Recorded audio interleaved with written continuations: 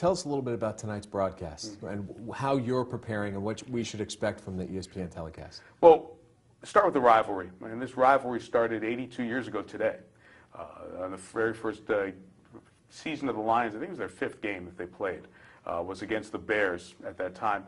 And there's such a long history between the teams and the cities, really, which is, I think, one thing that being a part of Metro Detroit community, I can bring to the game pretty easily. I know all about the Blackhawks and the Red Wings over the years. We remember the Jordan rules happened because of the Pistons and the Bulls, and even what we just went through this summer with the Tigers looking like they couldn't get past the White Sox up until about 3 weeks left in the regular season. So there's great connectivity of the two cities on each side of Lake Michigan that maybe nationally most people don't have an appreciation for. So we'll certainly talk a bit about that tonight. You always have interesting tidbits. I remember last year it was Calvin Johnson with the wingspan of a garage door. Is there anything like that up your sleeve this year? We do. We have one. We have comparison of Brandon Marshall, the terrific receiver for the Bears, and Calvin Johnson. And if you put them together, who wins a 40-yard race with those guys in their football stuff?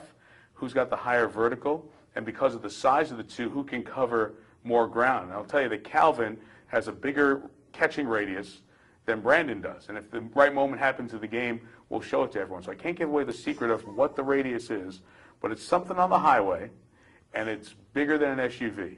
You got to watch. You have to watch to find out exactly what it is. My last one, because we don't need to take a ton of your time, but what's your take on Jim Schwartz? Because you had a chance to sit down with him, and I talk to him every week, but you come at it from a different angle. Does he open up a little bit more with you? What's your take on him? Yeah, I got a chance to spend some time with Jim at practice, too, earlier this week, and have over the last couple of years since he's been in town. And I think Jim was uniquely qualified to take this job over. It's hard to take over a winless team and one of the worst seasons in NFL history. It's hard to come in and wipe the slate clean. And Jim has done that, and you've had to make adjustments and acquire people along the way to do that, which has all been great. Now the problem is you're a good team. People are gunning for you. So how do you keep that tough, confident, cocky chip on your shoulder and at the same time continue to find a way to grow as a team?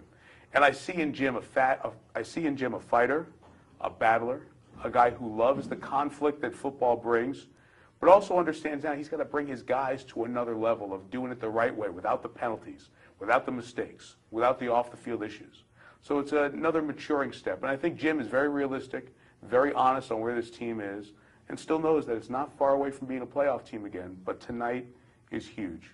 Get tonight, get to 500, get within a game of the lead is massive. You lose tonight with 2 division losses, the whole might be too tough because the teams ahead of you are too good.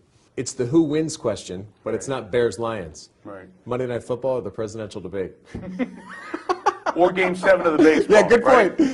You know, I'm really interested to see what our ratings are in Detroit, really, because there is such great interest, obviously, in the debate, and there's such extraordinary interest in the Lions. And to be honest, I'm really interested in who the Tigers are going to play on Wednesday. I mean, the great news for me is I've never covered Major League Baseball. I've never accepted a Major League Baseball credential, so I can fully pull for the Tigers. And I was there with the kids on Thursday when we won the American League Championship Series, and I'm really curious as to what's going on down the dial on Fox to see who's going to win that game, to see who the Tigers are going to, who Verlander's going to beat in Game 1, to be honest. So my interest is divided as well. The debate I can catch on tape, so I'll be watching. But I would think in town the pull of the Lions is going to be pretty tough to fight.